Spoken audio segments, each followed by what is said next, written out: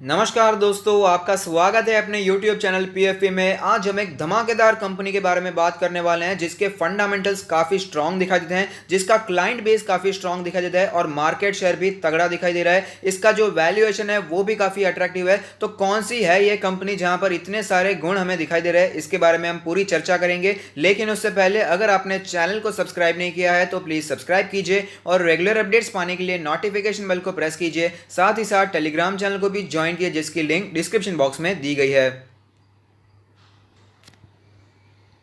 तो आप देख सकते हैं स्टॉक का नाम है KEI industries. Wires on cables में कामकाज करने वाली कंपनी है, लेकिन नाम सुनकर चले नहीं जाना है, पूरा वीडियो देखना है, फंडामेंटल्स को समझना है, उसके बाद ही आपको कोई डिसीजन लेना चाहिए इन्वेस्टिंग करना है या नहीं करना। अगर बात करें यहाँ पर कंपनी के बारे में तो leading wires and cables manufacturer since 1968। तो ऐसा नहीं है कि नई कंपनी है, काफ़ी पुराना नाम हमें वायर्स एंड केबल्स में दिखाई देता है। कंपनी के कुछ हिस्ट्री के बारे में जाने तो जैसे कि आपको पता है 1968 में ये एस्टैब्लिश हुई थी as a partnership firm under the name Krishna Electrical Industries with prime business activity of manufacturing house wiring rubber cables. Today it is grown into an empire offering holistic wires and cable solution with a global presence. तो काफ़ी well diversified product range हमें यहाँ पर दिखाई देती है। इनके जो CMD का जो मैसेज है वो भी काफ़ी हमें इंपॉर्टेंट दिखाई देता है। अब वीडियो को पॉज करके पढ़ सकते हैं। इनका जो मैसेज है वो भी काफ़ी ज़्यादा हमें यहाँ पर पॉजिटिव दिखाई दे रहा है कंपनी के ग्रोथ को लेकर, तो इसे भी आप पॉज करके पढ़ सकते हैं। अगर प्रोडक्ट्स एंड सॉल्यूशंस के बारे में बात करें तो सोलर केबल्स में कामकाज करती है, हाई वोल्टेज केबल्स में कामकाज करती है, साथ ही साथ विंडिंग वायर्स में भी कामकाज करती है, थर्मोकपल एक्सटेंशन कॉम्पेंसेटिंग में भी कामकाज करती है, रबर केबल्स में भी कामकाज करती है। तो काफ़ी ज़्यादा वेल डाइवर्सिफाइड यहाँ पर प्रोडक्ट पोर्टफोलियो दिखाई दे रहा है। Extra high voltage cables, marine and offshore cables और साथ ही साथ सिंगल कोल मल्टी कोल फ्लेक्सिबल केबल्स, तो काफ़ी ज़्यादा यहाँ पर डाइवर्सिफाइड दिखाई दे रहा है। हाउस वायर में भी कामकाज कर रही है, आप देख पाएंगे। कंट्रोल केबल्स में भी कामकाज है, स्टेनलेस स्टील वायर्स में भी कामकाज है, फायर सर्वाइवल रेसिस्टेंस केबल्स में भी कामकाज है, इंस्ट्रूमेंटेशन केबल्स में भी कामकाज करती है, लो वोल्टेज केबल्स में भी कामकाज करती है। और यहाँ पर मैं आपको कुछ सेक्टर्स दिखाने चाहूँगा। यहाँ पर इनका जो क्लाइंट बेस है वो काफ़ी वेल डाइवर्सिफाइड दिखाई देता है। क्लाइंट्स अगर बात करें तो सोलर प्रोजेक्ट से है, मरीन से है, विंड फार्म से है, EPC से है, मल्टीप्लेक्स से है, बैंक से है, होटल से है, सॉफ्टवेयर पार्क से है, फार्मा से है, पावर से है, ऑयल एंड गैस से है, पेट्रोकेमिकल से है, स्टील से है, फर्टिलाइजर से है, टेलीकॉम से है। तो काफ़ी वेल डाइवर्सिफाइड क्लाइंट बेस भी हमें यहाँ पर दिखाई दे रहा है। और ऐसा नहीं है कि छोटी मोटी कंपनियों, काफ़ी यहाँ पर वेल दिग्गज कंपनी भी दिखाई देती है। एयरटेल हो गया, यहाँ पर भारत संचार निगम लिमिटेड यानी कि BSNL हो गया, साइटा हो गया, जियो हो गया। तो ये सारी कंपनीज इनके क्लाइंट बेस है और मैं आपको एनकरेज करूंगा कि आप भी इसकी वेबसाइट को विजिट कीजिए और कंपनी को जानने की कोशिश कीजिए। तो आप देख सकते हैं KEI इंडस्ट्रीज एक स्मॉल कैप कंपनी है जिसका मार्केट कैप मात्र 3,000 करोड़ के आसपास का दिखाई देता है। लास्ट ट्रेडेड प्राइस के बारे में बात करें तो वह है 335 रुपीज़, जो कि हमें 3% ऊपर दिखाई दिया है। अगर बात करें इसके रिटर्न्स के प्रोफाइल के बारे में तो 1 वीक में 1.6% के पॉजिटिव रिटर्न्स हैं। 1 मंथ के बारे में बात करें तो 1% के नेगेटिव रिटर्न्स दिखाई दे रहे हैं। 1 ईयर के बारे में बात करें तो 38% के नेगेटिव रिटर्न्स दिखाई देते हैं। लॉन्ग टर्म 5 ईयर्स के बारे में बात करें तो 229% के पॉजिटिव रिटर्न्स हमें दिखाई दे रहे हैं।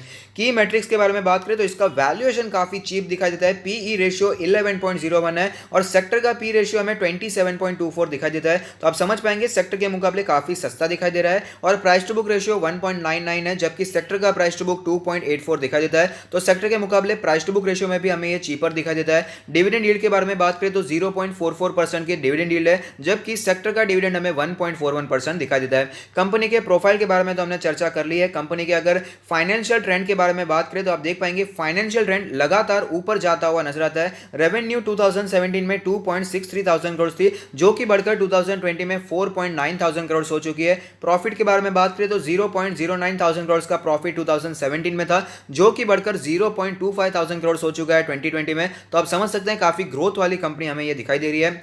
फाइनेंशियल स्टेटमेंट्स के बारे में बात करें तो इंडस्ट्री की रेवेन्यू ग्रोथ है 12.27%, जबकि KEI इंडस्ट्रीज की है 19.2%। मार्केट शेयर तो देखिए पिछले 5 सालों में 31.45% से बढ़कर 42.92% हो चुका है। अगर बात करें इंडस्ट्री के नेट इनकम के बारे में तो इंडस्ट्री का नेट इनकम है 48.61%, जिससे थोड़ा सा ऊपर ही दिखाई दे रहा है। 49.57% हमें दिखाई देता है। अलग अलग फाइनेंशियल ईयर्स को कंपेयर कर लेते हैं, कैसी सिचुएशन हमें देखने को मिल रही है। तो आप देख पाएंगे लगातार इसका परफॉर्मेंस सुधरता हुआ ही नजर आ रहा है, लगातार परफॉर्मेंस हमें ऊपर जाता हुआ नजर आता है। तो काफी अच्छा परफॉर्मेंस हमें कुछ पिछले 5 फाइनेंशियल ईयर्स में देखने को मिला है, जो कि ऑफकोर्स एक अच्छी बात है।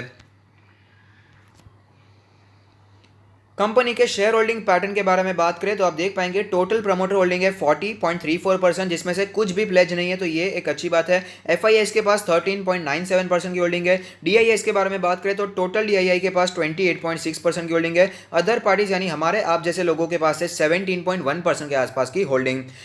फंडामेंटल एनालिसिस में आगे बढ़ते हुए कुछ और चीज़ें जिससे जानना बहुत ही ज़रूरी होता है। ऑपरेटिंग मार्जिन के बारे में बात करें तो 9.35% है, जो कि पिछले साल के मुकाबले थोड़ा सा नीचे आता हुआ नजर आता है। नेट प्रॉफिट मार्जिन के बारे में बात करें तो वो 5.24% हमें दिखाई देता है, जो कि पिछले साल से ऊपर जाता हुआ नजर आ रहा है, जो कि ऑफकोर्स एक अच्छी बात है। यहाँ पर ऑपरेटिंग मार्जिन और नेट प्रॉफिट मार्जिन नंबर्स में हमें ज़्यादा दिखाई नहीं दे रहे हैं, लेकिन अगर आप इसे दूसरी कंपनीज के साथ कंपेयर करेंगे, जैसे कि हैवेल्स इंडिया हो गया, पॉलीकैब हो गया, तो वहाँ पर भी कोई बहुत ही ज़्यादा यहाँ पर हमें नंबर्स दिखाई नहीं देते हैं। जनरली 10 के नीचे ही वायरसन केबल्स में हमें नेट प्रॉफिट मार्जिन दिखाई देता है। तो ओवरऑल अपने पीयर कंपनीज में फिर भी ठीक ठाक परफॉर्मेंस है। हैवेल्स और पॉलीकैब के 7 साल से हमें ये ऊपर जाता हुआ नजर आता है। ओवरऑल इसका जो परफॉर्मेंस है, जो हमें रेशियोज दिखाई देते हैं, वो अच्छे ही दिखाई दे रहे हैं। अगर बात करें रिटर्न रेशियोज के बारे में तो ROE 17% है, जो कि 23.24% था, तो यहाँ पर गिरावट देखने को मिल रही है। ROC के बारे में बात करें तो वो 28.27 है, जो कि पहले 43.55 था, तो यहाँ पर भी गिरावट देखने को मिलती है। अगर बात करें रिटर्न ऑन एसेट्स के बारे में तो 7.84% का रिटर्न ऑन एसेट्स है, जो कि पिछले साल के मुकाबले ऊपर जाता हुआ नजर आता है। लिक्विडिटी रेशियोज के बारे में बात करें तो पहले लिक्विडिटी रेशियो थोड़ा सा मुझे कम दिखाई दे रहा था, 1.23 दिखाई दे रहा था। जनरली 1.4, 1.5 या 1.6 होता है, तो हम कह सकते हैं कि कंपनी सेफ है, लिक्विडिटी की कोई इश्यू दिखाई नहीं दे रही है, और फिलहाल 1.63 के आसपास ही दिखाई दे रहा है। क्विक रेशियो 1.1 है, जो कि 0.84 हमें दिखाई दिया था।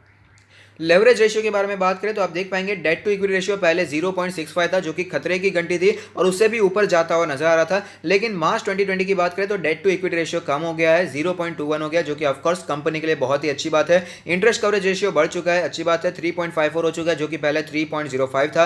एसेट टर्नओवर रेशियो काफी शानदार है, 149.52 है, जो कि पिछले साल से हालांकि कम होता हुआ नजर आ रहा है। अगर बात करें इन्वेंट्री टर्नओवर रेशियो के बारे में तो 5.66 का इन्वेंट्री टर्नओवर रेशियो है, जो कि 6.1 हमें दिखाई दिया था। अगर बात करें ग्रोथ रेशियोज के बारे में तो 3 ईयर CAGR सेल्स परसेंटेज है 22.97%। अगर बात करें यहाँ पर 3 ईयर CAGR नेट प्रॉफिट के बारे में तो तगड़ा दिखाई दे रहा है, 39.8% का 3 ईयर CAGR नेट प्रॉफिट हमें दिखाई देता है। सेल्स की बात करें तो यहाँ पर बढ़ोतरी देखने को मिल रही है, लेकिन अगर बात करें प्रॉफिट के बारे में तो यहाँ पर हमें नंबर नीचे जाता हुआ नजर आता है। डिविडेंड के बारे में बात करें तो कंपनी कंसिस्टेंटली डिविडेंड देती आ रही है, यहाँ पर आप देख पाएंगे कंसिस्टेंटली कंपनी ने डिविडेंड दिया है, तो ऑफकोर्स एक अच्छी बात है शेयर होल्डर्स के लिए। और स्प्लिट्स की बात करें तो 2006 में कंपनी ने स्प्लिट दिया था। ओल्ड फेस वैल्यू 10 रुपीज की थी, जो कि बढ़कर हमें 2 फेस वैल्यू होती हुई नजर आ रही है। फिलहाल ये फेस वैल्यू हमें 2 रुपीज चलती हुई नजर आती है और कंपनी ने अभी तक कोई भी बोनस नहीं दिया है। तो अब चलते हैं चार्ट्स पर, वहां पर कैसी सिचुएशन बनी हुई है उसके बारे में भी बात कर लेते हैं।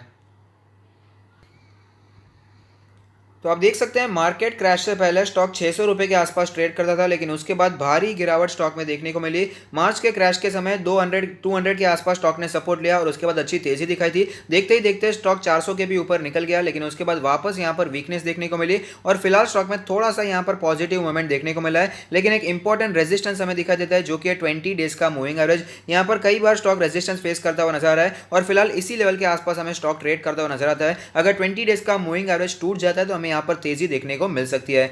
यहां पर मैं आपको वीकली चार्ट दिखाना चाहूंगा, जहां पर एक कैंडल 1 वीक को रिप्रेजेंट करेगा। तो आप देख पाएंगे यहां पर जो मूवमेंट देखने को मिल रहा है 200 वीक्स का जो मूविंग एवरेज बनकर आता है, उसी के आसपास फिलहाल स्टॉक ने सपोर्ट लिया है और वापस थोड़ी सी यहां पर हमें अपर मूवमेंट देखने को मिले। तो यहां पर दिखा रहा है कि 200 डेज का मूविंग एवरेज काफी इंपॉर्टेंट सपोर्ट हमें दिखाई देता है। ऑल टाइम चार्ट के बारे में बात करें, जहां पर एक कैंडल 1 मंथ को रिप्रेजेंट करेगा, तो आप देख पाएंगे ओवरऑल इसका परफॉर्मेंस काफी अच्छा रहा है। स्पेशली 2014 के बाद इसका परफॉर्मेंस काफी अच्छा हमें दिखाई दिया। देखते ही देखते स्टॉक 600 के आसपास पहुंच चुका था, लेकिन उसके बाद गिरावट देखने को मिल रही है। अब देख पाएंगे स्टॉक ने फिलहाल मार्केट क्रैश के समय 100 मंथ्स के ईएमए के आसपास सपोर्ट लिया और वापस तेजी दिखाई। लेकिन जो 20 मंथ्स का ईएमए था, जो पहले इसके लिए एज अ सपोर्ट बना हुआ था, वो अभी फिलहाल इसके लिए रेजिस्टेंस की तरह में दिखाई देता है। लेकिन स्टॉक ने फिलहाल अपने 50 मंथ्स के ईएमए के आसपास सपोर्ट लिया है और वापस थोड़ा सा हमें नीचे से प्राइस रिजेक्शन देखने को मिल रहा है। हालांकि ज्यादा कोई तगड़ा प्राइस रिजेक्शन देखने को नहीं मिला है, लेकिन यहां पर स्टॉक सपोर्ट लेने की पूरी कोशिश करता हुआ नजर आता है। तो ऐसे में क्या इन्वेस्ट करना चाहिए या नहीं करना चाहिए? तो मेरा मानना है इसके जो क्लाइंट बेस है वो काफी शानदार दिखाई दे रहे हैं और इनके जो प्रमोटर्स हैं, उन्होंने CMD का जो मैसेज अगर आप पढ़ेंगे तो आपको पता चलेगा ग्रोथ काफी ज्यादा होने वाली है, ऐसा प्रमोटर्स का मानना है, मैनेजमेंट का मानना है,